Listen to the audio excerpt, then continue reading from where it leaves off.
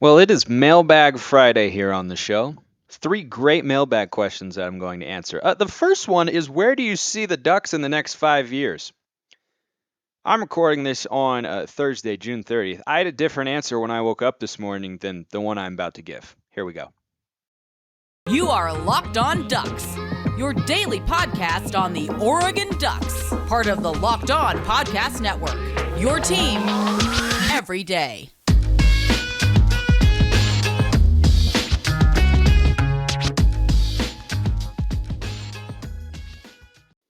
Yes, it is that time once again for Locked On Ducks. I'm your host, Spencer McLaughlin, D1 play-by-play broadcaster and lifelong Oregon Ducks fan. Thanks for making this your first listen or your first view of the day. Part of the Locked On Podcast Network, your number one source to stay up to date with the Ducks. Like, comment, subscribe wherever you're listening to or watching the show. I appreciate all of you out there who have already done so. And it is, as I said in the cold open, Mailbag Friday.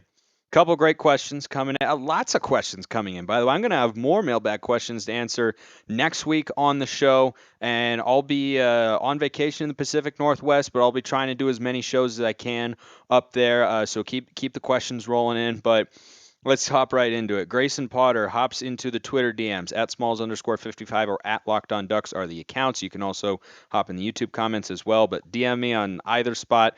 DMs are open. Get your question answered here on the show. Grayson asks, Grayson, are you related to Harry by chance? All right, I'm done. It's the only time I'll make a Harry Potter pun. It's the only time. Where do you see the Ducks in the next 5 years? just just such a hilarious question to get to answer right now. The funny thing about this is that I was actually recording this episode on Thursday morning, but the restream, which is what we use to get the show on YouTube and where I pull the audio from for those of you listening on podcasts, had actually been reserved by somebody who I share it with here at the Locked On Network. And so I had to come back and record it later. And then by the time that I hopped off playing just a couple games of Overwatch with my brother, I looked at my phone and was like, whoa, this is going to be a completely different answer. So I'm still going to answer the question, where do you see the Ducks in the next 5 years? I don't know how they stay in the Pac 12 conference unless somehow in the next couple years, I mean, maybe the next calendar year or so. And as I'm recording this right now, Oregon has officially said, people from the university, there's nothing to report on at this point with regards to moving to a different conference. But if they're not able to find the Pac-12 a couple legitimate teams to draw from, say, probably not the Big Ten, but maybe the Big 12, which again has had a bunch of movement. I don't see how Oregon is in the best situation financially in what would then be the Pac-10 conference. Maybe they add a couple teams, from the Mountain West, like Boise State or Utah State, San Diego State, someone like that. Solid, respectable programs and everything, but not going to do for you what USC and UCLA were doing when you talk about the TV market. So in the next 5 years, it's hard to see him staying in the Pac-12, and I just don't know, what's going to happen next. Nobody does at this point in time. We're following it on a daily basis. I will be following it on a daily basis because this stuff has evolved over the course of a few hours. From the time the news initially broke, from John Wilner of the San Jose Mercury News saying that, hearing from a source that USC and UCLA are going to go, it got finalized by the Big Ten Conference within the day.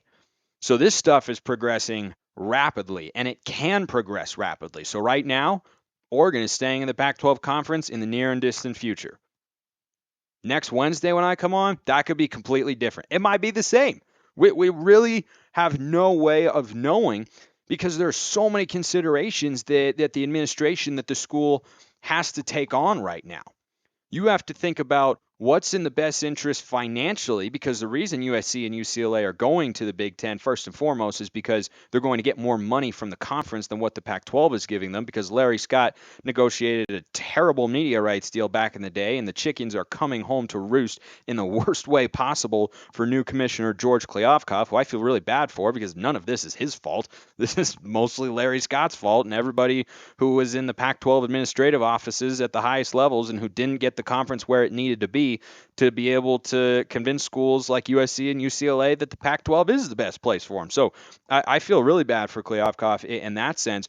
But Oregon has to think about what's the best situation financially, because that's what runs this whole business here. I mean, they're trying to make money.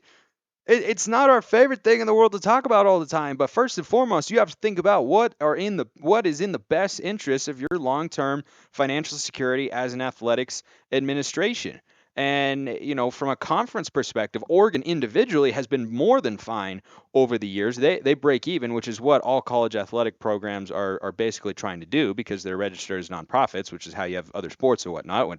Don't need to go all into that right now, but Oregon itself has been fine, but the amount of money they're going to get from the conference is only going to go down if they stay in the Pac. Let's say it becomes the Pac-10 once again, and you're not going to get as much without USC and UCLA there. So you're already getting the fourth most among the Power Five conferences, and it's not inconceivable to say that the ACC could jump them with this move if Oregon were to stay put. And so it's tough to see him staying there. Maybe they go to the Big Ten. I don't know if the Big Ten would want him. Oregon, I think I saw something that said, don't quote me on this, but I believe Oregon and Washington both, which have been loosely tied, though not officially, to being recruited potentially by the Big Ten as kind of like the schools that would make sense for the Big Ten to also go after, because just having two schools out west wouldn't make as much sense. Having four, that's a little bit different. Then you have a pod, those teams could play each other every year. It would reduce the travel schedule, and then you would also be adding some strength and depth to your conference, which they already have in a tremendous way. I mean, the Big Ten is already a gauntlet, right? It's the second best conference to the SEC. You add USC and UCLA in there, it's only going to get stronger as they move now to 16 teams starting in 2024. But Oregon, if the Big Ten would take them, then that's a move I'm 100% certain that the administration will consider, because it might be in their long-term financial interest, but also might be in their football interests. Because if you're playing in a conference, there's a difference between the Pac-12 being down and the Pac-12 losing two respectable programs. One of whom was supposed to be the flagship for the conference in a resurgent USC with Lincoln Riley. There's a difference between playing in that and playing in a Pac-10 that doesn't have the LA schools and is not getting a lot of exposure and just doesn't have, even the amount of national respect that the Pac-12 has right now, which is to say not very much. So in 5 years, unless, somehow this move gets reversed, but it doesn't, it's, as I'm recording this, it's been approved by the Big Ten.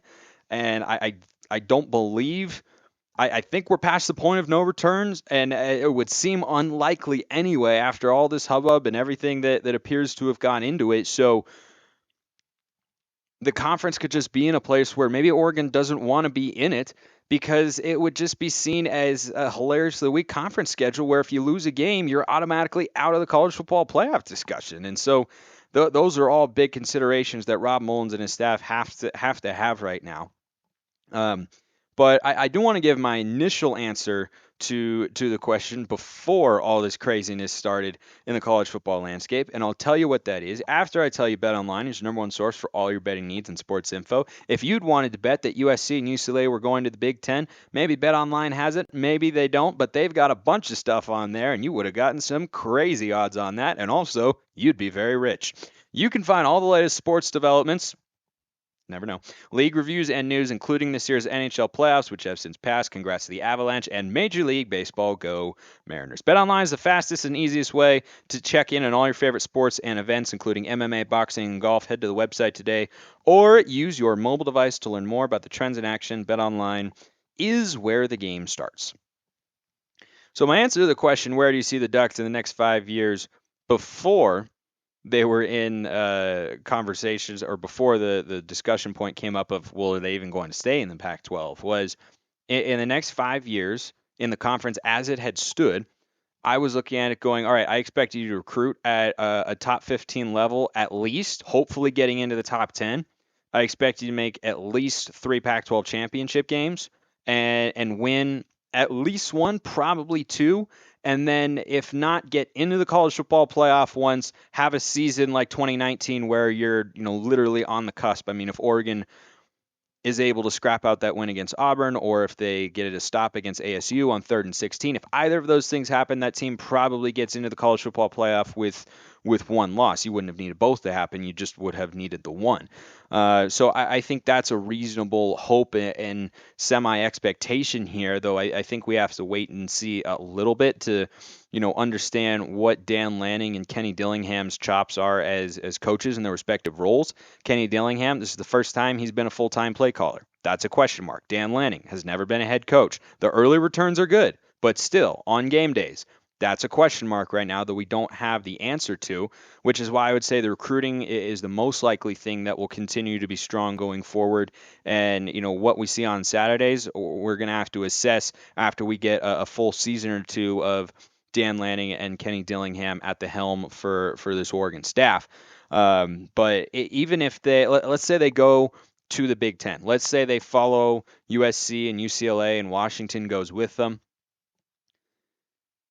I can't say that you would expect them to win a conference championship the way you would in the Pac-12, because if the Pac-12 had stayed with the 12 teams it has right now and will for the next couple of seasons, then you expect Oregon to be able to, or at least you have a realistic want or desire to have them be contending for and winning Pac-12 championships. In the Big Ten, that's just a whole nother story. I mean, that would shake it up so dramatically. You would have just an insane gauntlet of teams to go through. I mean, 10-2 in a Big Ten that includes USC, UCLA, Oregon, and Washington is radically different from a 10-2 in a Pac-10 that's got Oregon, Utah, Washington, and everybody else. And by the way, I think Washington's going to need at least a year or two, but Kalen DeBoer has been recruiting very well as of late, which is noteworthy. But Oregon, or Washington rather, is a year or two away from being where they are capable of being as a football program. And I mean, it would just be, or if Oregon stays in the Pac-10 and it remains the Pac-10 for a couple years, or even if you add a couple Mountain West schools like, say, Boise State and San Diego State, then the expectation would be every year is kind of Pac-12 championship or bust, because you take out the LA schools and you're removing a big obstacle on Saturdays. There's still going to be 2 more years to contend with them for Pac-12 championships, and I think within the next 2 years, Oregon needs to, at the very least, be close, if not get to a Pac-12 championship game. That's something that, with the state of the program, the state of the roster right now, and the players that the staff is bringing in, I think that's something that we should see from Oregon in the next couple of years. It's hard to predict, right? These are all hopes and expectations I have, but in terms of predicting, like, I think they're going to be here and I think they're going to do this. There's just too many unknowns right now with Dillingham and Lanning and the quarterback situation. You have to play a little bit more on a year by year basis. But man, it's just, you're going to hear a lot about this move in the next few weeks and in the coming months and in the coming years. And there's a reason, because what this has also done is it has disrupted the notion and the baseline assumption that when undergoing conference realignment, you're going to stay within a certain geographical fold. The Big Ten is now saying, screw it, let's go get 2 teams from LA. Los Angeles, as of 2024, is going to be a Big Ten city. I will say that again. In 2024, Los Angeles will be a Big Ten college sports city. That is absolutely crazy. And I think it's more influential in terms of the ramifications you could see in college football writ large than Oklahoma and Texas going to the SEC. I think those schools are bigger brands that, combined than USC and UCLA, though the Trojans and Bruins not slouches in that sense, but Texas and Oklahoma, like, come on, they're bigger in that sense, and they're going to the biggest conference. But when you talk about something that could trigger an avalanche, potentially, not saying it's going to happen, saying it could happen, right? Texas and OU leaving the Big 12. That's big news. There's no doubt that's big news, and has ramifications in the college football landscape. It doesn't feel as earth-shattering as USC and UCLA going to the Big Ten, because Texas is on the southern border of the United States, and Oklahoma's right on top of it, for those of us who are clearly geography majors. But That is, I think, less significant than the Big Ten saying, let's just form the best conference possible. And the LA schools want in. And there was a report from The Athletic that USC and UCLA together approached the Big Ten, not the other way around. Again, those are other people's words, not mine, but that's what my understanding is at this point in time.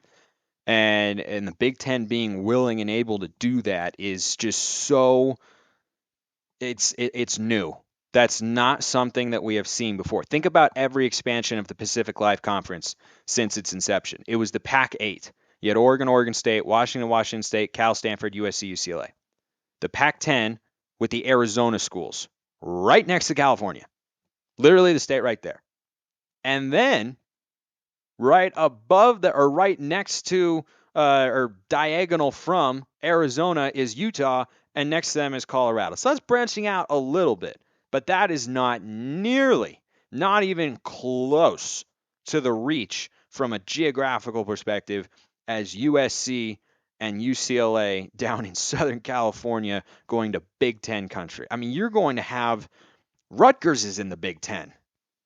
Minnesota's in the Big Ten. Ohio State. We flew all the way last year to Columbus. That's a big trip.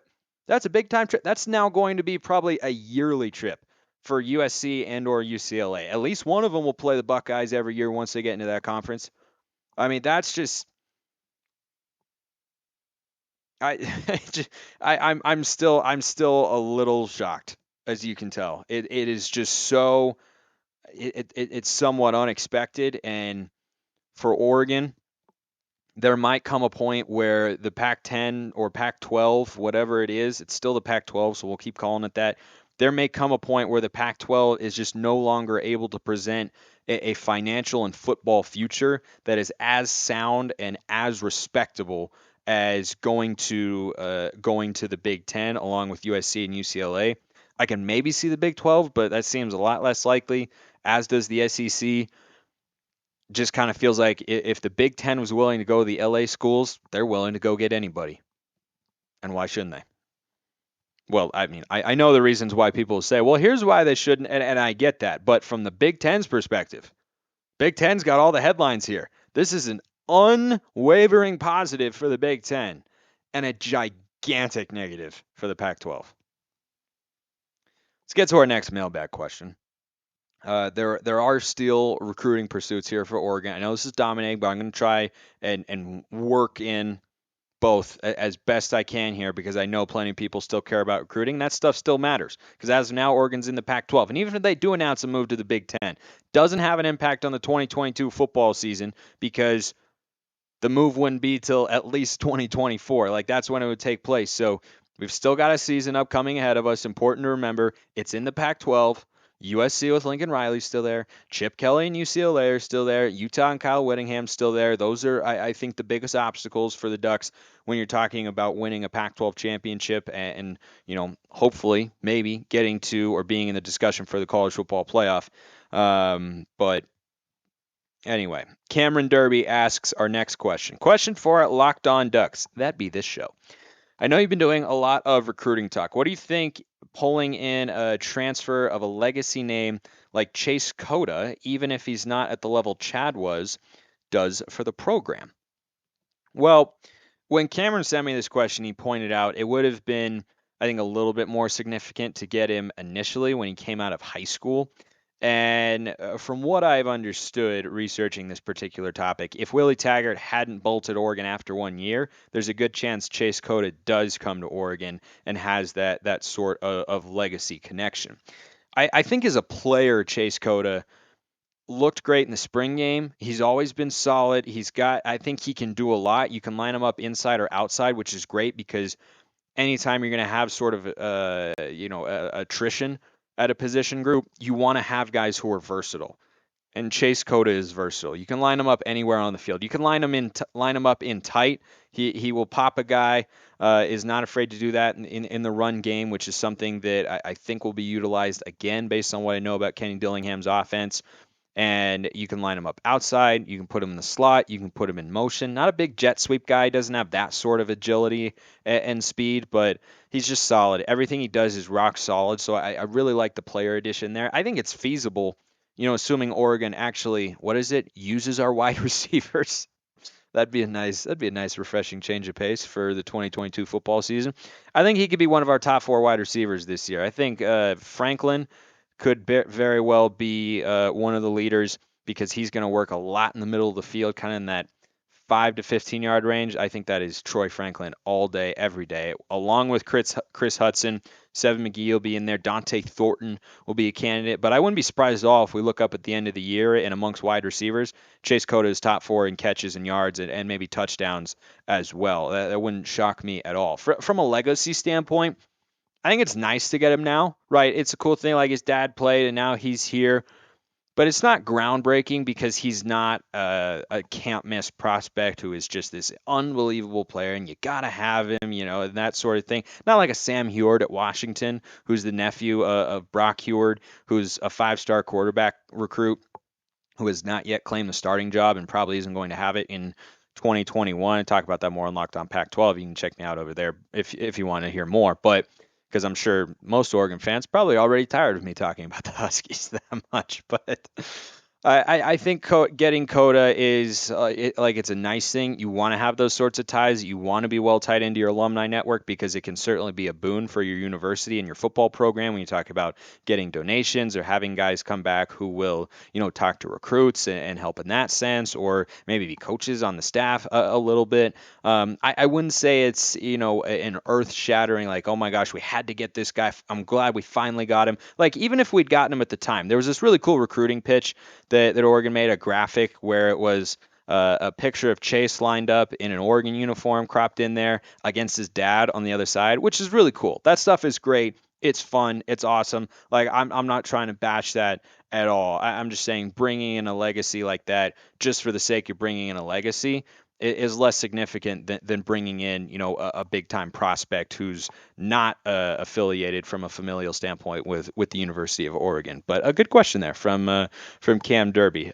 We end today, and I'm really excited for this segment. I have fun doing literally every segment on the show. As you can probably tell, I love doing the show, and I love doing it for all of you and with all of you who have engaged with me here.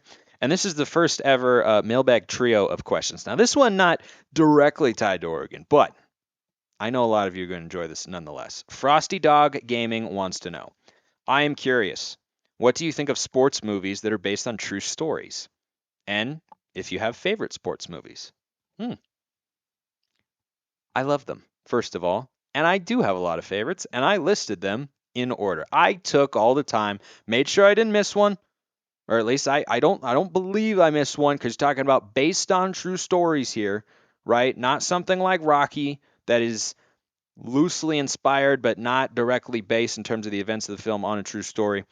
Moneyball is number one. That can't be disputed. You will never change my mind on that. That is the best sports movie ever made, because how can you not be romantic about baseball? There are so many great lines in that film. It's one of the most quotable movies ever. Brad Pitt and Jonah Hill just knock it out of the park. It's one of my favorite movies ever. Easily my favorite sports movie ever. Next two were tough. I love Chadwick Boseman, but I've got 42 just a half step below Josh Lucas in Glory Road. If you haven't seen it, it's on Disney Plus, about Texas Western winning the national championship in basketball. Let me tell you, that movie is awesome. It's so well written. It's so well acted. I love the guy who plays Bobby Joe Hill. The contrast between the players and coaches and the circumstances they were dealing with. You have to go watch that movie. I'm not going to spoil any more of it. Below 42, The Blind Side. You won't hear Coach Carter on this list with Samuel L. Jackson. I've heard it's great. I just have never seen it, but I've heard it's really good. But The Blind Side about Michael Orr with Sandra Bullock, that's a really good one. Miracle, what an appropriately named movie. Al Michaels, one of the greatest calls, maybe the greatest call in the history of American sports. Do you believe in miracles? Yes. Upsetting the Soviets with Kurt Russell giving the speech as the coach. Herb Brooks, my high school golf team, we used to listen to that speech before every golf match. That was the last thing we listened to before we got out of the car, went to the range, got ready to go. Great moments are born from great opportunities and all that. It's fantastic. Remember the Titans?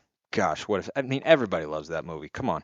It could easily be higher on this list. I've just got, some pretty high standards for sports movies. Greatest game ever played. I'm a big golf guy. That movie is outstanding. Absolutely, absolutely outstanding. Haven't watched it in a really, really long time, but a really, really good movie. One that I watched just a couple months ago, King Richard with Will Smith. And Will Smith just makes me smile now for a very certain reason that we all know. But King Richard, I thought was really, really good. And he was also in Concussion that I've got right below it. He's fantastic. Like the craziness aside of that particular night in television and cinema, Will Smith is a very good actor. It's just a little bit. We just see it a little bit differently now. Last two here, The Rookie with Dennis Quaid, classic baseball movie, and then Hoosiers as well. I think one of the first sports movies I ever watched with my dad back in the day when I was really young was Hoosiers, and I mean, how can you not love it? So love the little aside question, a little bit of break from all the craziness and whatnot. We'll be covering that plenty, but as always, keep the questions coming, and I will answer them as best I can, as often as I can. Again, YouTube comments, either the two Twitter accounts at smalls_55 or at Locked On Ducks. You can also tweet with the hashtag AskLODPod. I appreciate everyone listening. Have a wonderful rest of your day, and go Ducks.